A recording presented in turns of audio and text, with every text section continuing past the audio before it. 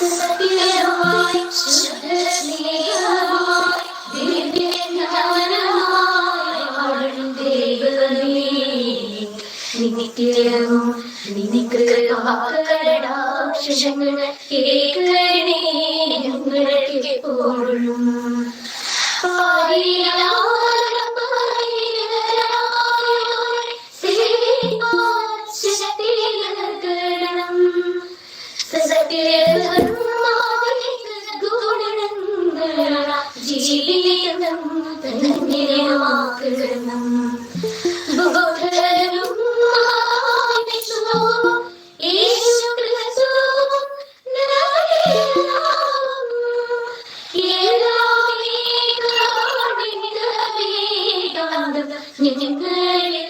ജീവിതം ധന്യമാക്കണം.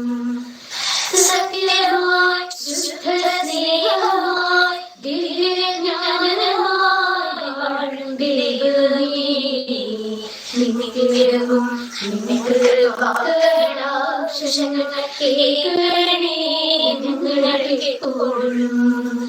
കേൾക്കണേ ഞങ്ങളെപ്പോഴും. കേൾക്കണേ ഞങ്ങളെപ്പോഴും.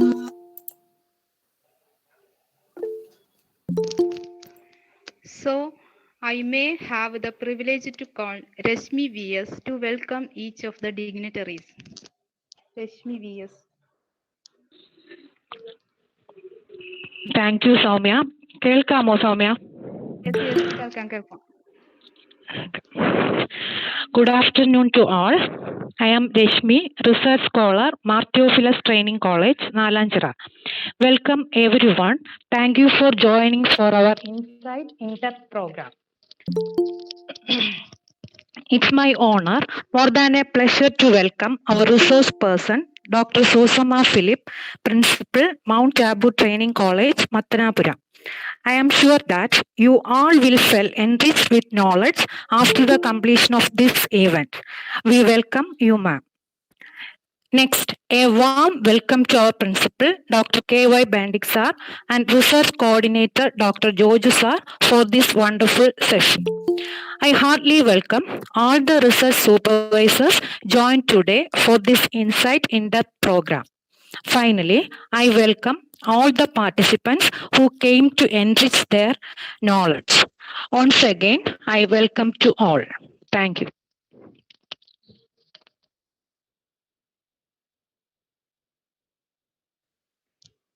Thank you, Rashmi. I invite Smriti S. Pillai to introduce the guest of honor for today's session. Good afternoon, everyone. It's audible? Yes, audible. Good afternoon. Honorable dignitaries and all dear participants. It's my honor and high privilege to introduce our guest, speaker of today's Insight Invite talk. We are indeed privileged to have a native educationalist and an eminent personality, Dr. Rosamma Philip, Principal, Mount Taboo Training College, Pattanapura. She has received PhD in education and along with postgraduate diploma in educational administration and planning, postgraduate diploma in higher education and certificate in guidance and counseling. She has held many notable and eminent positions as member of Board of Studies in Education, University of Kerala, former syndicate member, expert committee member of co-curriculum, Committee of Kerala State School, expert committee member of Kerala State Curriculum Revision, member NCTE, visiting team resource person at Human Resource Development Center, IGNO, SCRT, and moreover, research guide of Kerala University. She has not only provided herself as an academician, but also paved as strong foundation activities for women community as well. Conduct many interactive sections for women community.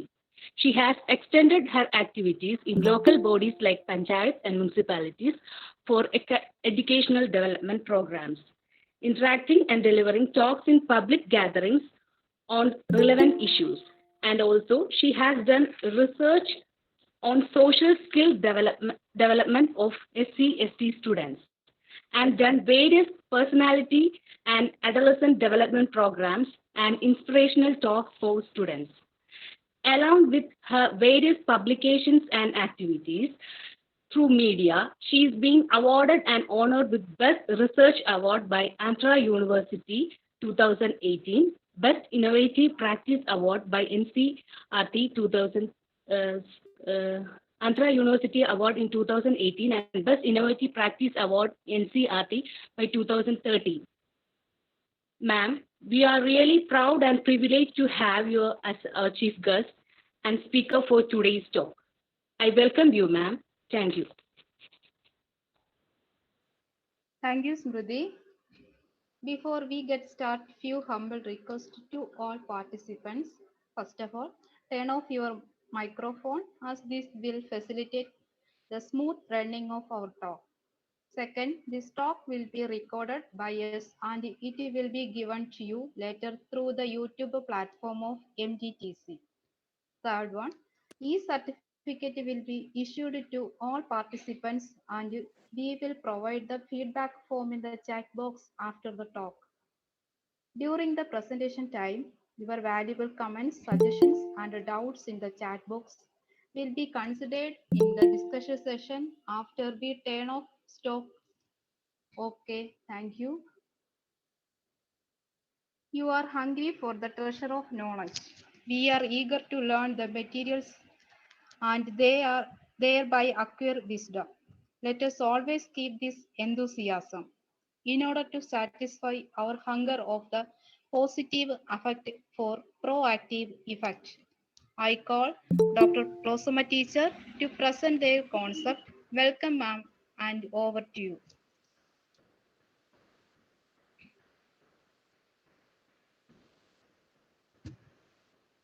Am I audible, sir? Yes, teacher. Good afternoon. Most respected principal of Theophilus Training College, Dr. K.Y. Benedict, sir. My close friends, Dr. G.B. Givergis, Dr. Joju John, Dr. Maya, Dr. Binthu, Dr. Laji, Dr. Deepthi, Dr. Ansi, my sister, Ms. Shaini, Neenu, Shalini, and Rakesh, Honorable Head of the Department of MA Department, Dr. Rekhu sir, all faculty members, I extend my greeting to all of you. It is really a pleasure to be a part of the research program of Theophilus Training College, Insight in Depth, because I feel that Theophilus Training College always showering positive affect and proactive responses towards Mount Tabor Training College, my institution. I have great pleasure to be a part of this program. I also extend my tribute to Dr. Josar, who has gone to eternal life. I congratulate Dr. K.Y. Benedict sir for the dynamic leadership and Dr. Joju sir, the coordinator of the webinar series, for conducting such a useful program for the research scholars. As we already know, the topic for today's discussion is positive affect for proactive effects. Both are very familiar terminologies for us. All of us have the aims to achieve proactive behavior, and we all want to possess positive emotions. The problem is that what are the different ways by which we can develop positive affect and proactive behavior?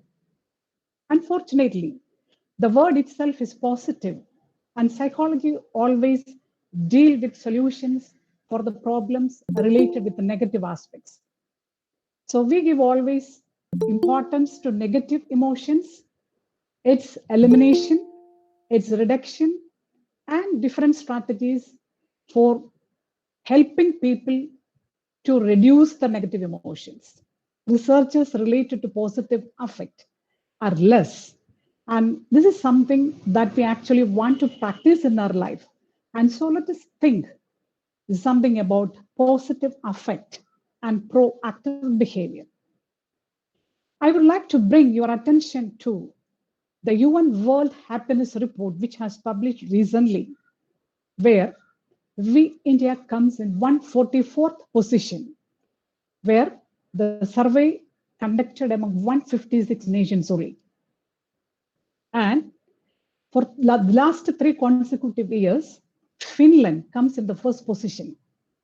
See, their happiness index, it is 7.809, whereas that of India is 3.57, half of the happiness index of Finland.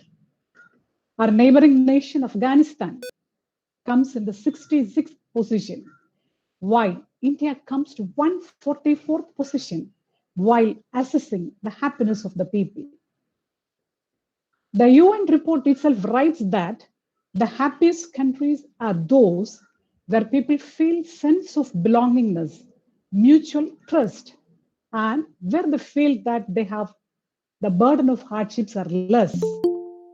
So when we think about the people of India, about ourselves, we might have the feeling that we may not be happy, or our perception related to happiness may be distorted. So ultimately, the aim of our life is to lead a successful life with happiness. And this happiness is the product of positive affect, no doubt. So thinking about this aim, we have to think about the positive emotions and the negative emotions which regulate our daily life. There is no need to describe about the various emotions which are positive and negative. We know the result of the positive emotions because it is happiness. And what is the result of negative emotion? It is sadness. Whenever we try to express empathy, pride, hope, contentment, satisfaction, gratitude, all these result in happiness. And whenever we express or we feel fear, hate, regret, or jealousy, naturally that will lead to sadness, no doubt. So positive affect and negative affect, both are parts of our emotional elements, and this is the source of our behavior. Negative emotions generate reactive behavior, whereas positive emotions generate proactive behavior. This is a general belief. But there are some differences when we think about some situations. Nowadays, when we think that, when we feel that, we globally, all people have certain proactive behavior. They exhibit proactive behavior globally. What is proactive behavior? The behavior or the activities we do in advance to prevent something, to do something to react something to see something in a positive aspect. So reactive behavior usually come after some incident, whereas proactive behavior is we do something in advance. So we say that negative affect generates reactive behavior, whereas positive affect generates proactive behavior. Now, what is the globally practicing proactive behavior nowadays? As we know, we all wear masks, we all wash our hands using sanitizers, we have our own protective measures, mechanisms to prevent COVID epidemic. So this is a proactive behavior just because of the problem related with COVID pandemic. This is proactive behavior, no doubt. But that doesn't emerge from positive affect. Why do we wear masks? Why do we use sanitizers? Why do we clean our hands regularly? Because we have the fear and anxiety related to the COVID issue. So it originates from a negative affect, still it becomes a proactive behavior. So we believe that the real proactive behavior that generate from positive affect will lead to happiness. Even though sometimes this negative affect also causes proactive behavior, the proactive behavior that comes from positive affect will be more useful. We know that the phenomenon of emotional contagion is very specifically important for teachers. What is emotional contagion? One person's emotions and related behaviors directly trigger similar emotions and behaviors in other people. So this is a phenomena related to our affect.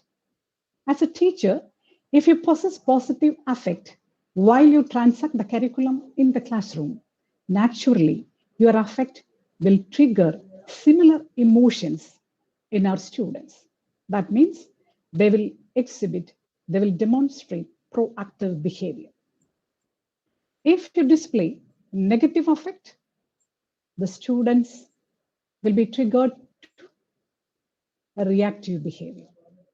So this emotional contagion phenomena is very significant for teachers in the sense that we have to aware of the emotional aspects when we deal with the students in our classrooms.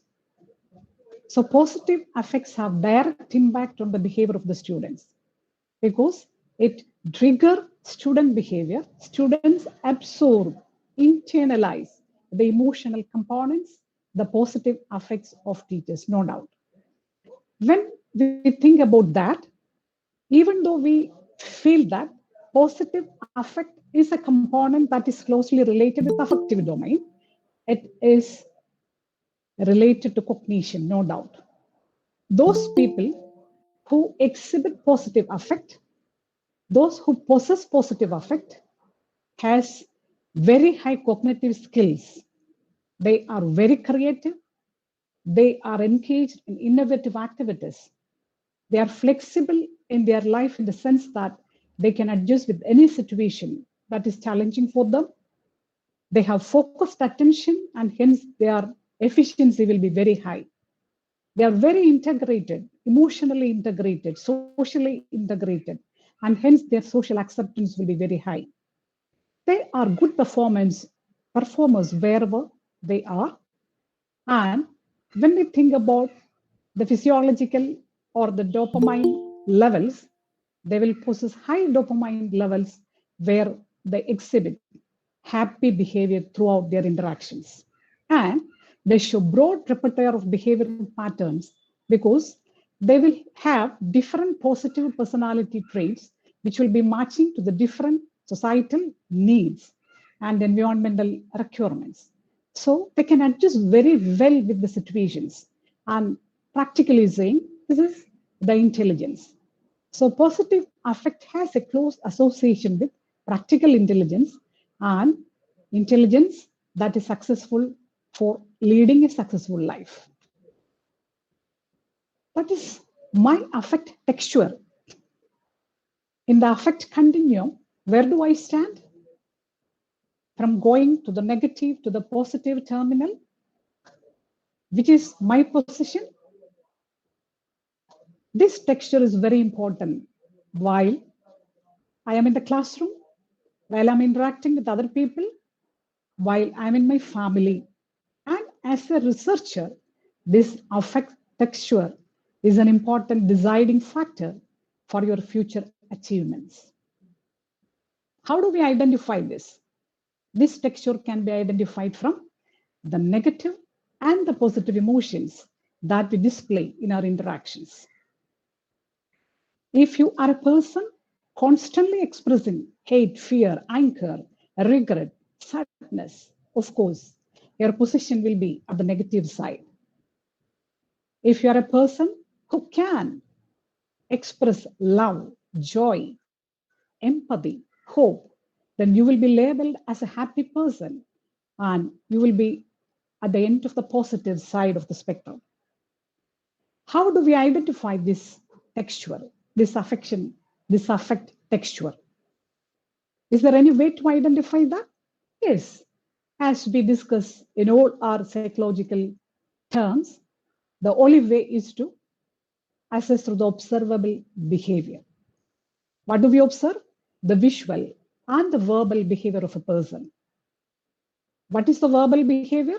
The words we use in communication. What is the visual behavior? Our body language.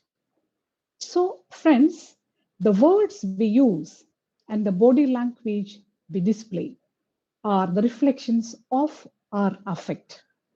It shows whether we possess a positive affect or we possess a negative affect.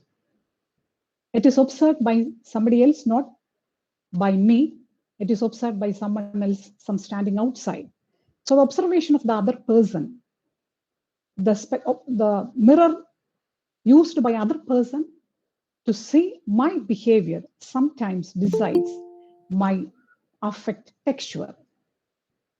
But see, when we depend on the observable behavior, sometimes it is very difficult to identify whether a person is really positive or not. There is faint positivity, where people pretend that they are very positive. It is very, very dangerous and it is highly negative. See the figure here? All those words, gestures that comes from the person is very positive, very peaceful.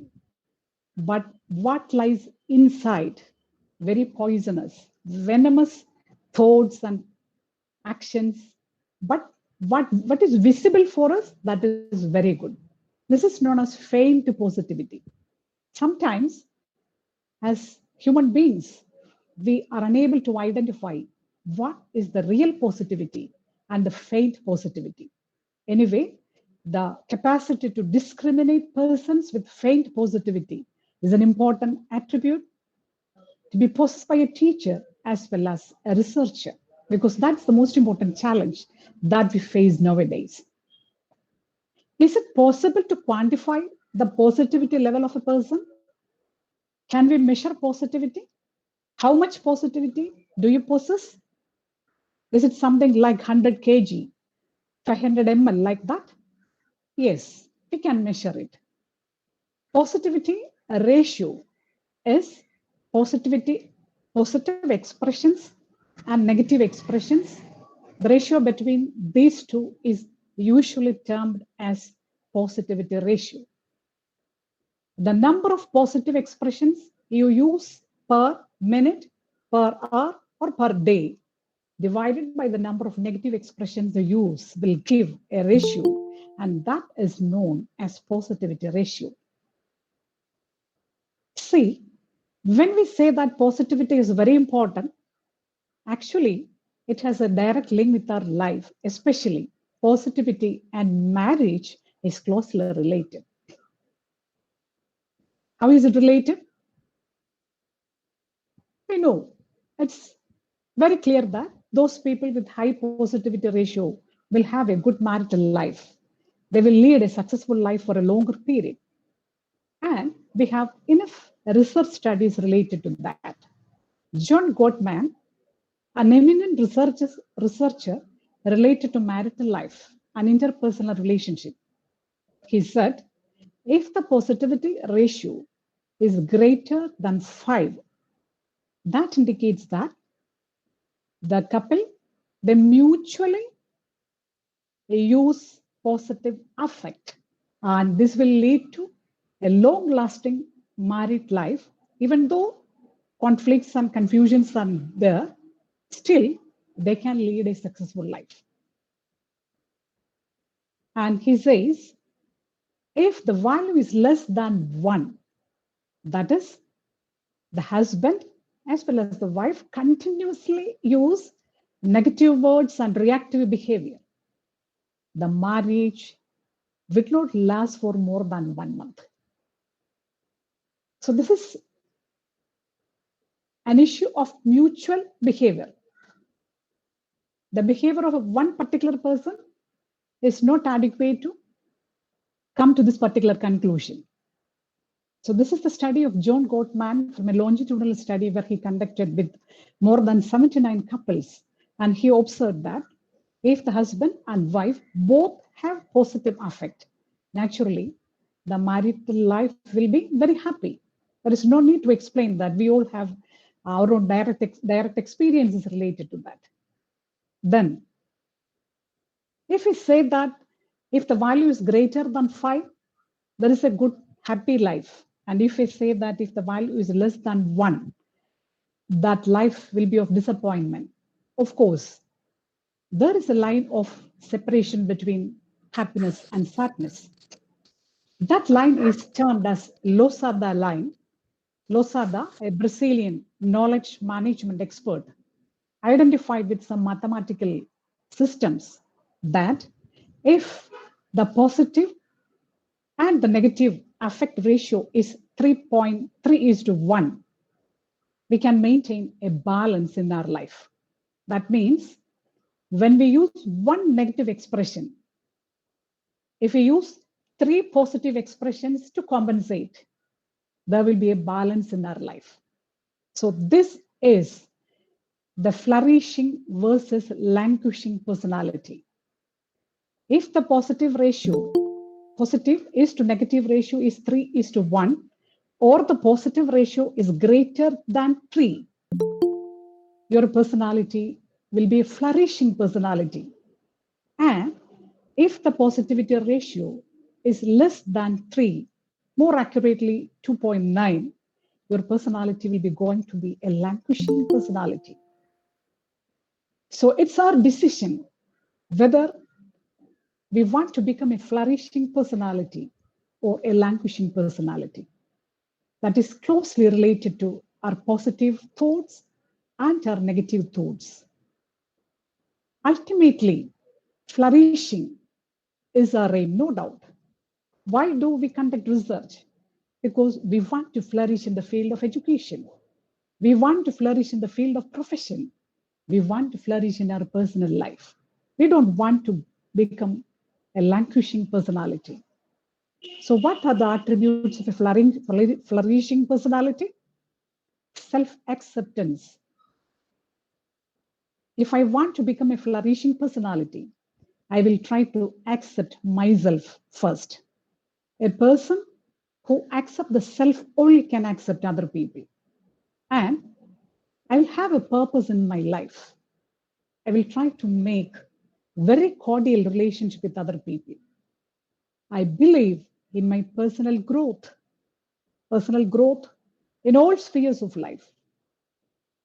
And I will be very careful in the fact that my personal growth should be in tune with social acceptance.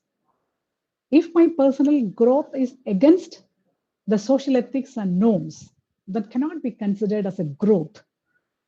And I will try to contribute for the society, for the social well-being.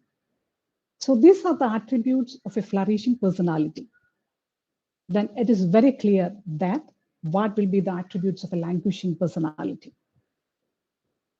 Always self-centered, no capacity to identify the self and accept other people.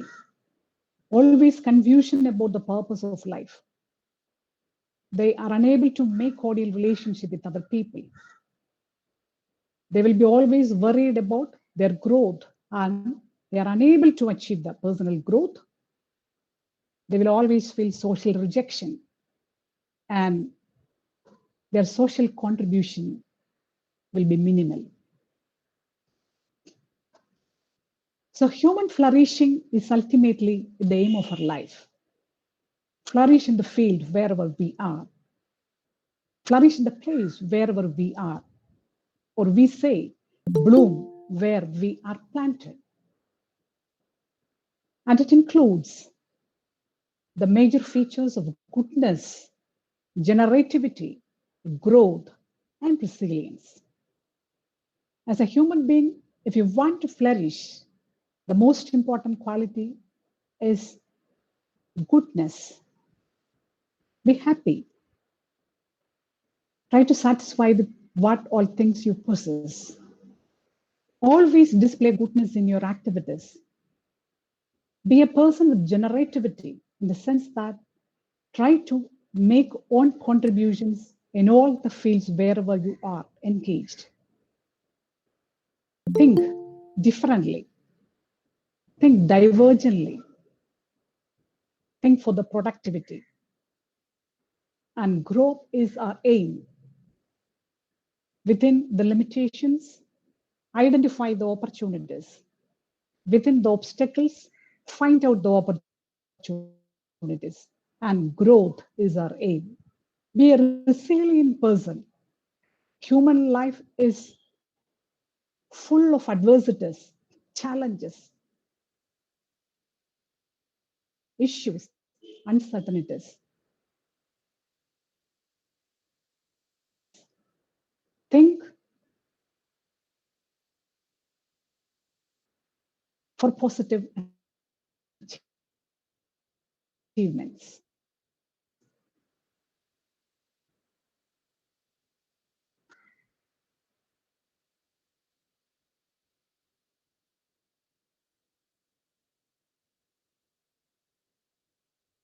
So, here I take the key of myself. I don't search for my key in my usability of my life. So proactive behavior is actually a self-starting behavior. How many of us can say that we are self-starting? Usually we always wait for other people to come, other people to start, and we try to follow them. We all conduct research, and I believe that 90% of us do research as a part of our self-starting thoughts. It's not by the compulsion of other people. And why do we conduct research? With the future orientation, no doubt. We believe that after the research, after getting a PhD degree, our level of knowledge, expertise, performance, all will enhance, and I will get a good placement in the future. And I will be a good educationist in the profession. So that's the future orientation that we possess. And what's the persistence? That is our continuous hard work to achieve the goals that we set. So when we become the self-starters, naturally the self-starting is based on certain future orientations. And when we aim at future orientation, the essential quality to be possessed by me is my persistence. If I am persistent, no doubt I will be a self-starter for more and more activities. And that will lead me to more future orientation. Again, my persistence power, capacity for persistence will increase. And this is a cyclic process whereby I can exhibit proactive behavior efficiently. Are you a self-starter? Usually we all are hesitant to become self-starters. We always try to give the responsibilities, relinquish the responsibilities to some other people. So when we are trying to become self-starters, that shows that we have the responsibility aspiration. We might have different aspirations, but the base should be responsibility aspiration in the sense that we should have the capacity to take responsibilities in positive ways. Are you ready to accept changes? Or if you have fear and anxiety, apprehensions regarding accepting changes? No, we all have to accept changes in a positive aspect. When we plan that we can start something or we become the self-starter, that itself invite a lot of errors from our part. So error management is an important aspect of proactive behavior. When we do something, when we start something, naturally there is the possibility of occurring errors. How do we manage those errors? That is a part of proactive behavior. And of course, various coping strategies help us to deal with error management. We try to problem-focused coping, where we solve the problems by facing it directly to reduce the errors in the future, to make future orientation more feasible and acceptable. Then self-starters should have the control appraisals in the sense that we shouldn't have the ability to control our expectations regarding the future. We must be flexible in our expectations and outcomes. We may plan that we can complete the research within 3 years. But sometimes when we face with different challenges, different issues, different problems, we create a control appraisal in the sense that we control that expectation by an alternate expectation in the sense that I expect that I can complete my PhD within 4 years by overcoming all struggles. So control appraisals are always required in order to cope up with the situations, to control our expectations, and to select alternate outcomes. Since the program is organized by the research wing of Theophilus Training College, I would like to indicate the proactive behavior in research. The most important element is goal setting itself. What is our goal? Our goal is to complete the research within the stipulated time. Is it set by yourself or it is an induced goal? If the goal is set by yourself, it is easy to achieve. If it is induced by somebody else, if it is induced by the compulsion of some other person, it is sometimes difficult to achieve. So the goal setting emerging from intrinsic motivation is an important factor for proactive behavior. And as we know in research, after setting the goal, what is the most important element? Information collection. Information collection regarding the topic. Information collection regarding the process of research. And this skill of maintaining information collection is very important throughout our life. It will help us to update. It will help us to solve different problems. And it will help us to make our research more refined and more productive. Don't wait to get information from someone else that they will come and give it to you. You take the initiative to identify, collect, and review the information. Don't wait to get the information, the right information, the updated information from the guide. You have to search it. You have to find it out. That is the self-starting behavior. You have to approach your guide. It's not the guide to approach you. And planning. We all have our own planning while we pursue a research. We plan for the topic. We plan for the tools. We plan for the duration. We plan for the presentation, submission, everything we have plans. But sometimes planning may change. Then we change our orientations, control appraisals, strategies, and we select alternate pathways to achieve the goal. And the most important thing in proactive behavior is feedback. The behavior becomes more refined, modified only through the feedback of other people, through the feedback of experts. And all those positive feedbacks have to be taken as the energizers for higher achievement. And all those negative feedbacks have to be taken as the learning instrument for improving the self.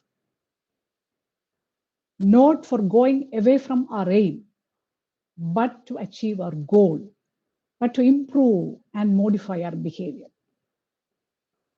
But one thing is very important. When we analyze the feedback of other people, we should have the discrimination capacity to identify the quality of the person who is giving the feedback. There are people who possess different types of attitudes, and the most dangerous negative attitude is known as the chicken attitude, where people think that I am always right. And those people will always blame you, will criticize in a very bad manner, and that will destroy our positive affect, that will generate negative affect. We will become reactive in our behavior. And what is the result? The languishing personality. So, dear friends, try to avoid people with chicken attitude. All those feedback coming from people with positive attitude is to be identified and reviewed for our improvement. The comments from the people with the negative attitude or chicken attitude is to be avoided for human flourishing. When we come to research, it is often possible that we feel we are trapped in some nets thinking about the topics. Sometimes we feel that we have to change the topic. Sometimes we feel that the guide is to be changed, not approachable, not helpful. Sometimes we feel the research center is the problem. I have to change the research problem. All these are triggers for the negative effect, and we become reactive. We become stagnant in the process of research. And in addition to that, as a person, we have to face a lot of problems, especially all those painful uncertainties of our life. Health related issues, professional issues, getting a suitable job, family related problems, how to make a balance between my personal aspirations and the requirements of the family, financial issues, and of course, the different challenges from my friends.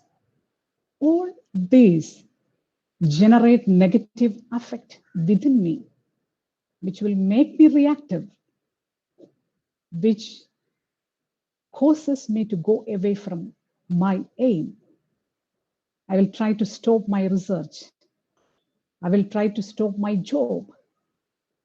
And sometimes I may try to move away from life itself. So be proactive. These all are natural challenges for life. We have to explore different ways of overcoming the barriers. There are possibilities to overcome the barriers. Some barriers are internal and some barriers are external. What are the external barriers? If you feel that family has a lot of problems, that's an external barrier. If you feel that financial status is a barrier for you, that is an external barrier. But health, that's an internal barrier. The issues of your friends, that's an external barrier. So the internal barriers are to be identified first, and that is to be solved first. Because it is sometimes not possible to overcome all those external barriers. We all have the tendency to exaggerate the external barriers, and we feel that they are the challenges, they are the hurdles before us. No, never believe that. Identify your personal internal barriers. Lack of confidence, that's an internal barrier. Lack of motivation, that's an internal barrier. If you are a motivated person, naturally you can overcome all those external barriers with your motivation. So be proactive in your thoughts while you pursue your research. Try to turn your obstacles as opportunities. As I have mentioned earlier, one of the most important attributes to be possessed by a researcher is error management. We commit a lot of errors while we do our research. That doesn't matter. See the quote by Thomas Alva Edison. I know thousands of things that won't work. That indicates that through errors we learn. We learn a lot. So whenever we face disappointment by meeting with the errors, identify that these are the things that would work so that I can choose some other things. We know the motivational element of Stephen Hawking. However bad life may seem, there is always something you can do and succeed at. While there is life, there is hope. Yes, friends, while there is life, there is hope. Be proactive. Fill your mind with positive affect. While there is life, there is hope. We have to be proud and at the same time humble.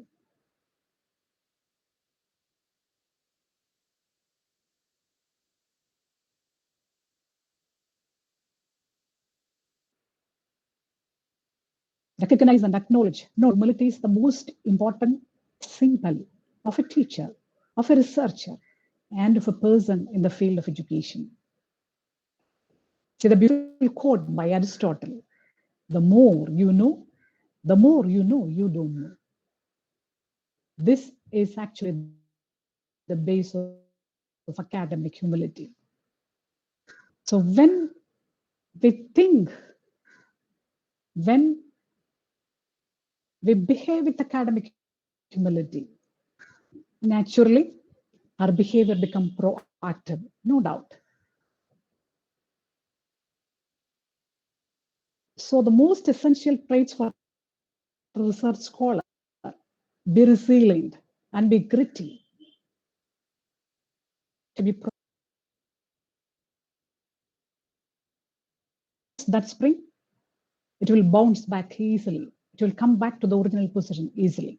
In our life, there are many moments, there are many situations, many circumstances where we feel this compression.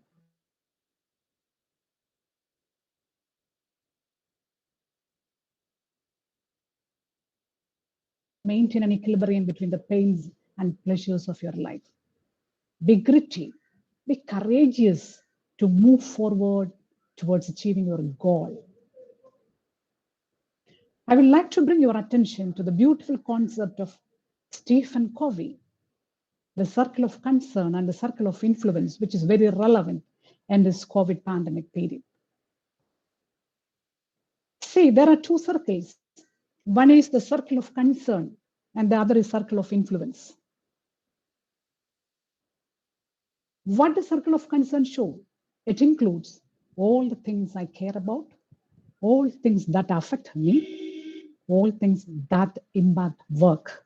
That is the circle of concern.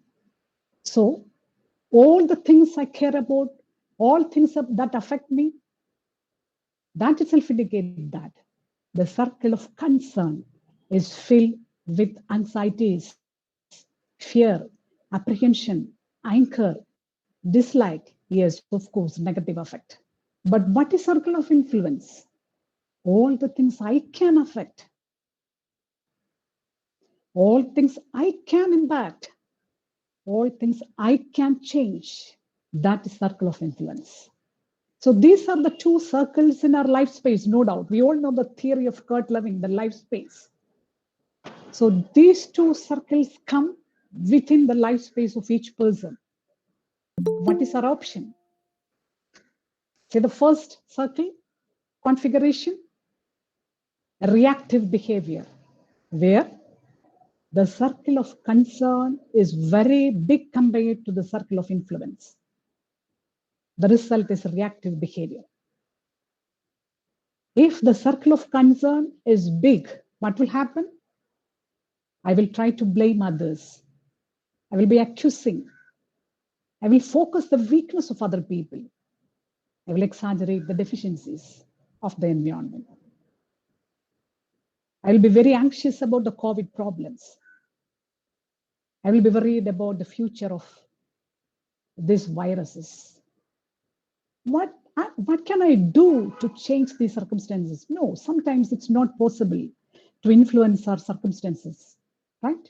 Especially what we can do to change this COVID pandemic issue. So that comes in our circle of concern. So if you are continuously engaging in the circle of concern, your circle of influence will be diminishing, shrinking, and the behavior will be reactive. But when we try to diminish the circle of concern by the thinking process that it is very difficult to change the circumstances. Why do I bother about other people? Why do I blame other people? Why do I focus on the weakness of other people? Yes, there is no need for that. But I can do many things. I can make many changes in my life. I can make changes in the life of my students. I can teach well. I can talk in a very positive manner to my students. I can pursue a good research work. Yes, I can do many things in which I can make my own influence. Then the result will be proactive behavior. So what is the source of proactive behavior? No doubt, it is our inner peace. How do we achieve this inner peace? See the quote by Buddha. Inner peace begins the moment you choose not to allow another person or even to control your emotions.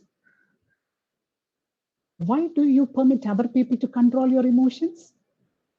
Why do you permit situations, external situations, to regulate your emotions?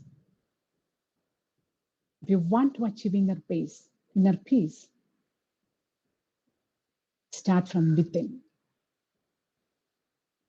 And it should be achieved through intermediate or a golden mean between deficiency and excess. Sometimes we feel that peace, happiness, positive affect, everything comes through different externalities, through the wealth, health, influence that we possess. No, it is achieved through an intermediate or a golden mean between deficiency and excess. Don't strive for excess. Don't depend on deficiency. Always maintain a golden mean to achieve the inner peace so that the behavior becomes proactive. So whenever we see that, we think that positive affect, proactive behavior, all these are psychological attributes. What is the philosophy behind this happiness? That is known as eudaimonia, proposed by Aristotle. Eudaimonia is the philosophy of happiness, the positive affect, proactive behavior. All these are the characteristics of eudaimonic people. Happiness. What are eudaimonic actions? Seeking to pursue excellence or a personal ideal. Seeking to do what you believe in. Seeking to use the best in yourself. Seeking to develop skills. Seeking to gain insight into something. Friends, what is actually research? Seeking to pursue the excellence. Seeking to do what you believe. Seeking to use the best in yourself. So it should be happy project. The research project is a happiness project. This is a eudaimonic activity. This is the philosophy behind happiness. Happiness doesn't mean that absence of distress. Happiness doesn't mean that it is full of comfort. Happiness doesn't mean that it's full of enjoyment. Happiness doesn't require pleasure, but it is the possession of authenticity, excellence, meaning, and growth. When we link these characteristics, features with the research, what is research? It is authenticity, no doubt. It is our pursuit for excellence. It is our search for finding a new meaning, and it results in our personal and professional growth.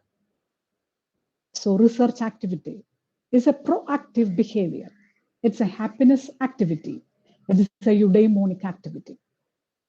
So dear friends, what is proactive behavior? Start from your thinking process.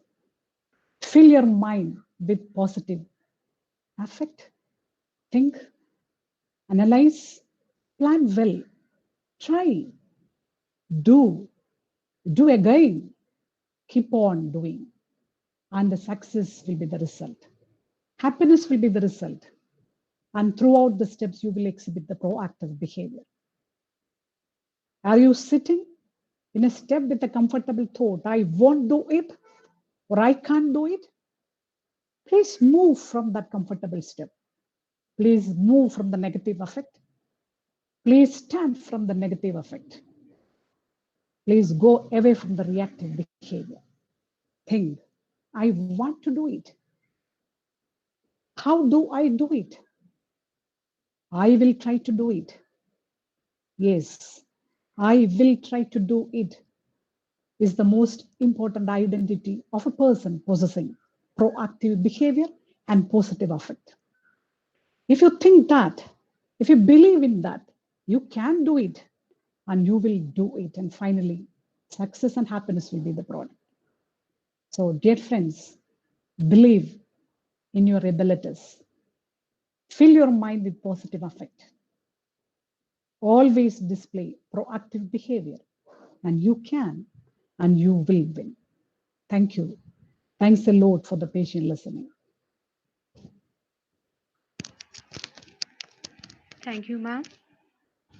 Excellent and super presentation. I thank and appreciate teacher for a mind-blowing, inspirational and thought-provoking presentation. Thank you, ma'am. Next is the discussion session. Participants, now is the time for your comments, suggestions, and questions. Everyone is welcome.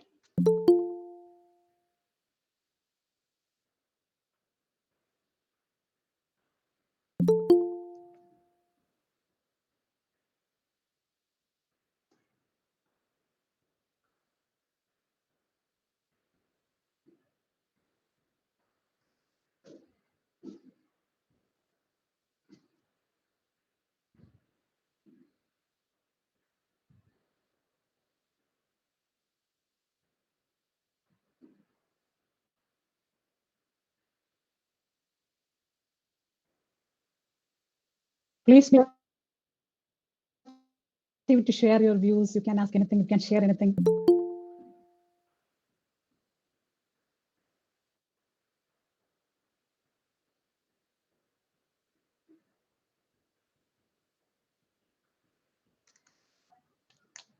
I think you can read some of the queries in the chat box, please. Some of the coordinators. Soumya, can you Okay, read? sir, okay. All our appreciation, teacher. Thank you, ma'am. Excellent session. It's a very informative presentation. Outstanding and wonderful presentation, ma'am. Thank you, ma'am. So many appreciations. Excellent presentation, ma'am. As a teacher, how we can control reactive behavior? It's a question, teacher. Yes. Bhashini Devi Kumar. Okay, the question is related to the process of teaching. As a teacher, how we can demonstrate the proactive behavior instead of reactive behavior. And the question itself, how we can control the reactive behavior, which indicates that there is need to control and regulate the reactive behavior. Sometimes while we are in the classroom, we have to face different issues, or some uncertainties in the classroom. Sometimes students' behavior will be highly reactive, and naturally, as we have seen, just like the phenomenon of emotional contagion, we will be triggered by the reactive behavior of the students. But The role of the teacher is to identify the reasons behind the reactive behavior of the students. We always feel that all reactive behaviors emerging from negative affects. So if students behave in a reactive manner, that indicates that there are some foundations of negative affect within them. If we also react in the same manner, that indicates that we also are negative. So instead of reactive behavior, whenever we are tempted to display a reactive behavior, regulate the behavior in the sense that we can transform or change the negative reactions with positive emotions and positive verbal and visual communication.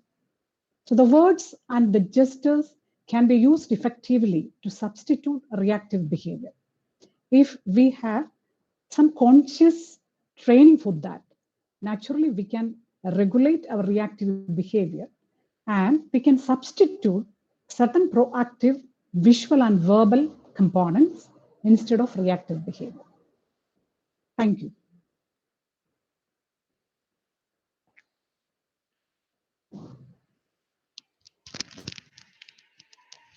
So many appreciations, ma'am. No questions. Excellent session. Super topic and information session. Thanks a lot, ma'am. Excellent presentation, Rosamma teacher, Shiny Jacob teacher, Ambika Robert. Thank you, ma'am. Congratulations, Dr. Rosamma teacher. It was a nicely composed one. Contained a lot of material for thinking. And we have seen a very nice PowerPoint constitution also with a very calm and quiet pace that you have presented. It's really appreciable. One clarification that I want to raise is that once the happiness event of one may tend to be a sorrowful event of another. There is a chance for that. For example, if I am so much interested in research, it is quite natural that I may devote my time and energy in that. That will, for that I have to compensate or accommodate the time and energy to be spent on some other areas and to be spent on my family for my academic activities at the institution, like that. There may be a chance for that.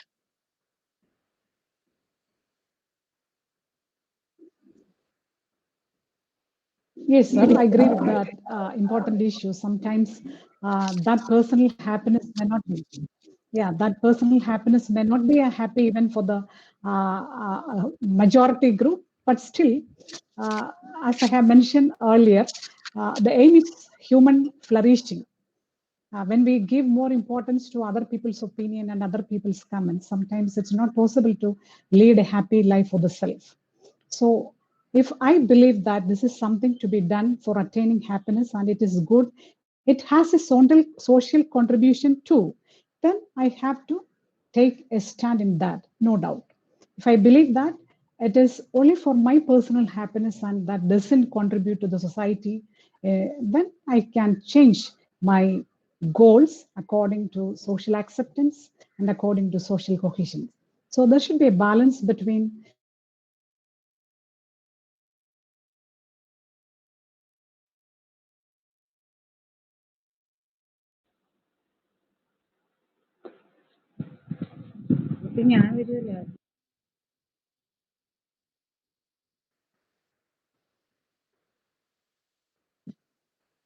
Hello, can you hear me? Madam, yes. you started with the highlighting the case of Finland, where high index of happiness index is existing. What are the circumstances in which a country like India, we enjoy a lot of diversity?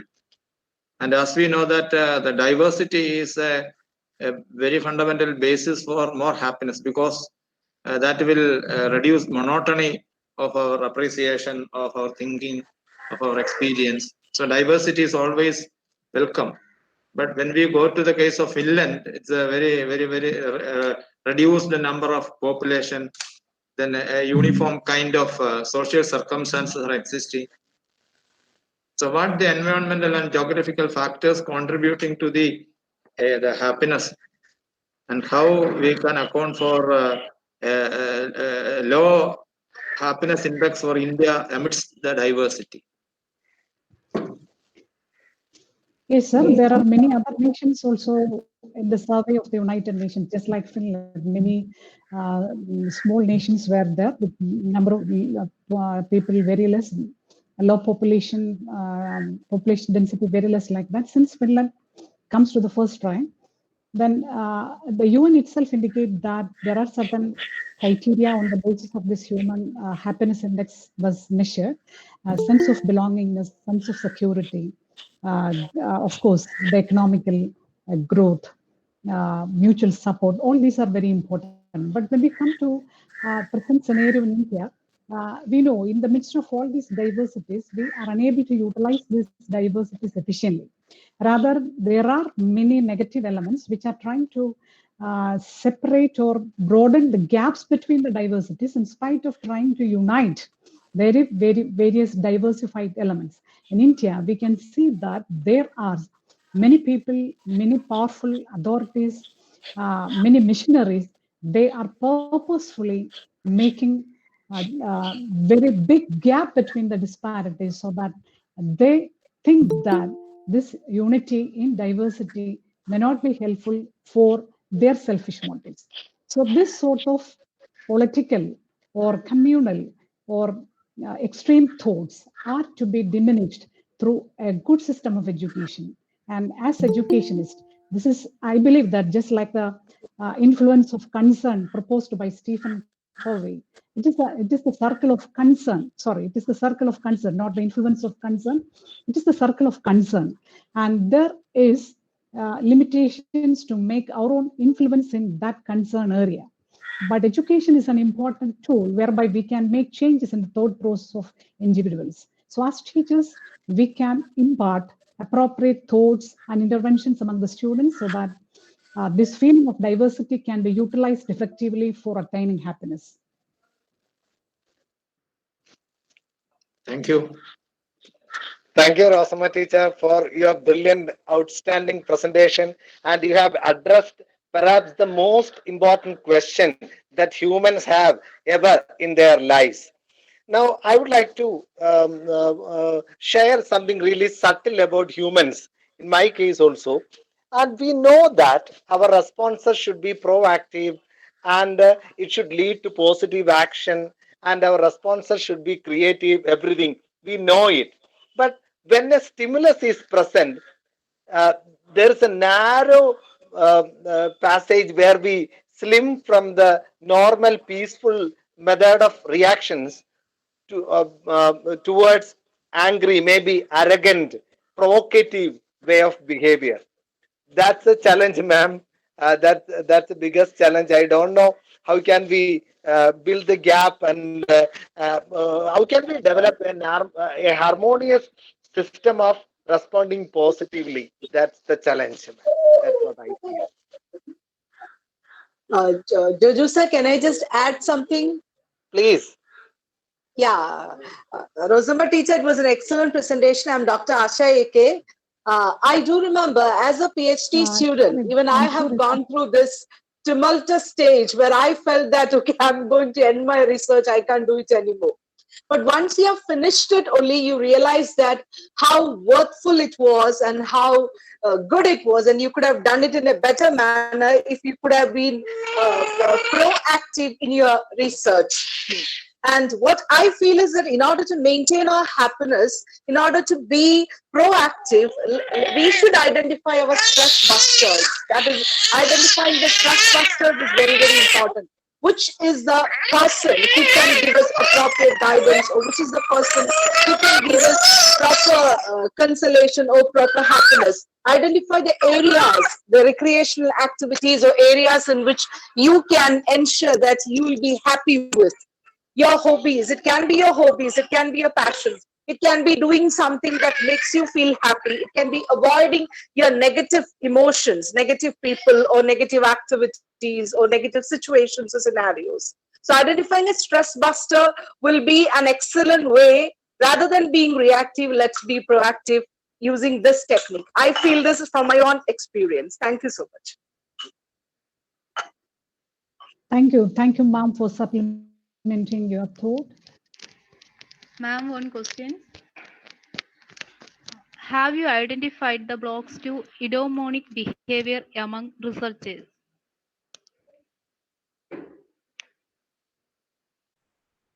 Rosamma teacher, before coming into the new Yes, question, yes, I would like to tell something yes. about the previous question. So there is an anecdote, something a funny anecdote. So a friend is tapping on my shoulder. Am I visible? Somebody is tapping on my shoulder. But if there is a wound inside the t-shirt, we would scream a lot. So peaceful response always comes from a peaceful heart. If you have got burn feeling and plenty of pains inside us, we will react very actively in an arrogant manner for even a mild stimulus. That's what I feel, ma'am. Thank you, ma'am, for the excellent Yes, presentation welcome. on Yes, sir. peace and happiness. Thank you. Thank you. Hello, madam.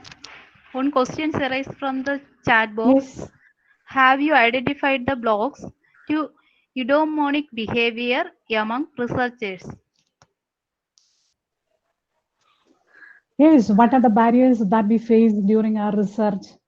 Sometimes when we think that we start with the topic and meanwhile we find or we identify that the topic is not appropriate for my choices. Sometimes we feel that I can't proceed with this particular topic. Sometimes we get many challenges from my own family. I have already given a picture related to the barriers from different external sources. Sometimes there may be some health related issues. Sometimes some professional barriers may come. So there are a lot of barriers which are natural, no doubt. And if we believe that these are natural, these are, as I have mentioned earlier, the whole life is full of painful uncertainties, no doubt. So we have to face it. We have to identify the adversities and we have to be resilient. So identify the blocks, and if we feel that it is an external barrier, don't stop there. You can solve it with your motivated thoughts. Internal barriers are more challenging than external barriers. If you are not confident to continue with the research, it is a problem. So be confident, be motivated, be persistent, be gritty, be resilient. This will be helpful to overcome all the barriers to achieve happiness or in front of the eudaimonic behavior. So while we pursue the research, there is the possibility of 99% of challenges there. But we can find out at least 1% of opportunities. How to change the obstacles to opportunities. That was again a part of our research. Identify it and practice it. Ma'am, another question. Can you please comment about emotional transformation? Can you please comment about emotional Okay. transformation?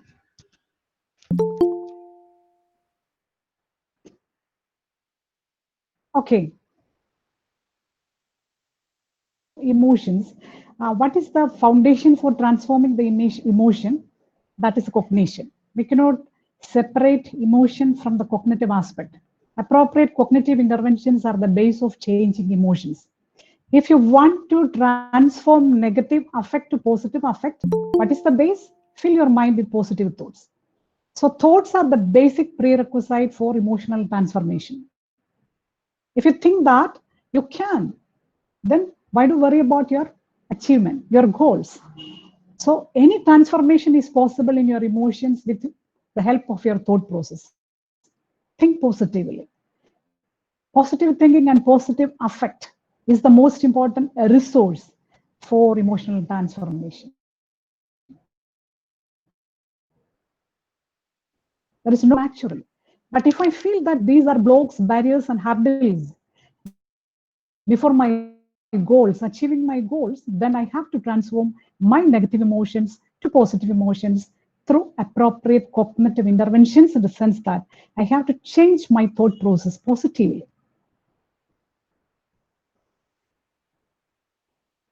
Let me share one quotation that I have seen yesterday from one of the WhatsApp posting, that for every problem there will be n+1 solutions, and n is the number of your attempt that you have failed, and +1 is the opportunity or the attempt that you have not attempted. So we must go beyond the possibilities.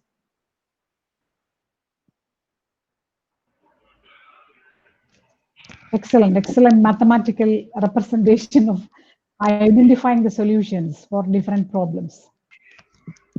Ma'am, another question. Hello, ma'am. Another question. How can we control student aggression through a positive outlook?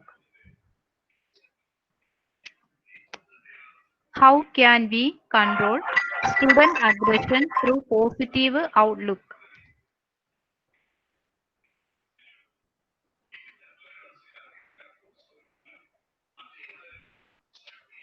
Not clear for me. Ma'am, how can we control student aggression through a positive outlook?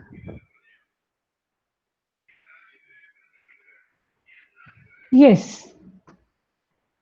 Positive outlook is not adequate to control student aggression. Student aggression is an important issue that is to be treated as a behavioral problem on the part of the students, and it cannot be treated with a positive outlook. It requires constant and continuous intervention and interaction by the teacher, and sometimes it is possible only with the help of trained counselors. But positive outlook is necessary in the sense that when we see student aggression or reactions related to aggressions from the part of the student, the behavioral patterns of the students, we can easily diagnose the problem behind that. And sometimes it is not possible for a teacher to solve all the problems of students related to their aggressive behavior.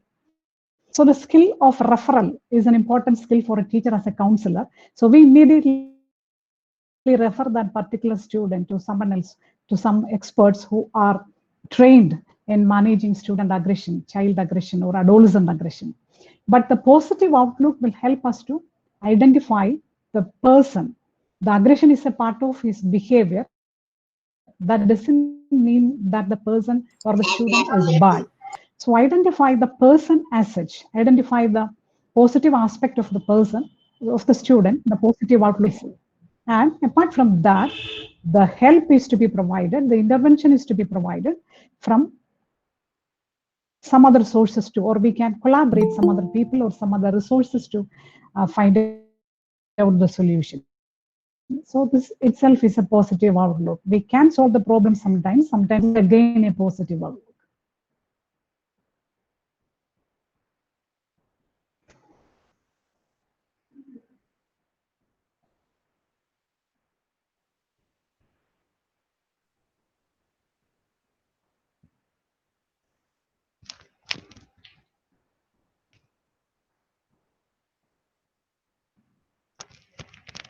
Participants, any other questions, suggestions?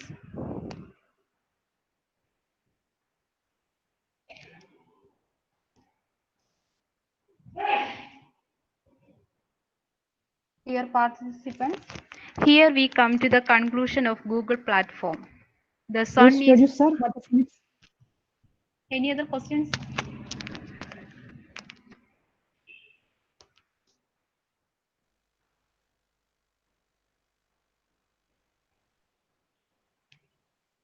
No, ma'am. No questions.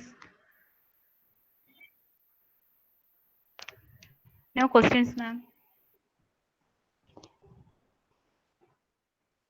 Yes, now shall we go to the concluding session? Okay, Teju okay, sir, ma'am. please. Dear participants, here we come to the conclusion of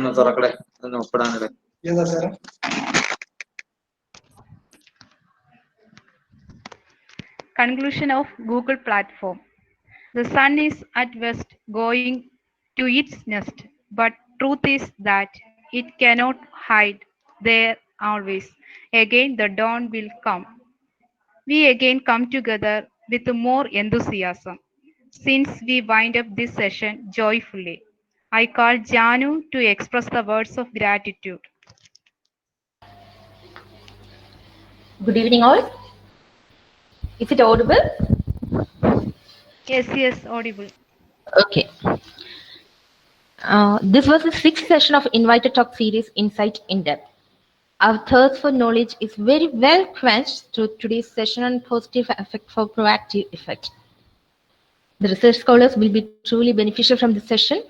My responsibility here is to extend vote of thanks to all those who have been participating in this session. First of all, I'd like to extend my sincere gratitude to our principal, Dr. K.Y. Benedict, for his immense dedication towards the development of his students. His ideas and actions are the driving force that lead us. Thank you, sir. Now, I should thank our resource person, Dr. Rosamma Philip. She has given us an in-depth talk that has a great relevance, not only for our research and professional life, but also for our daily life, especially in this pandemic period. The information on the circle of concern and circle of influence, eudaimonia, the philosophy of happiness, were really informative. On behalf of Theophilus Training College, I extend my sincere thanks for the content-rich session you provided us. Thank you, ma'am. Now I should thank our research coordinator, Dr. Jojo Jones. He is the conscientious shepherd watching over each and everyone who approaches him. Thank you, sir, for being a great support for all of us. I extend a heartfelt thanks on behalf of Theophilus Training College. Last but not the least, I'd like to thank all the faculty members, research scholars, and teacher educators who participated in this session and made this session a great success. Don't ever say impossible. Every time it should be, I am possible. So stay positive and stay safe. Thank you.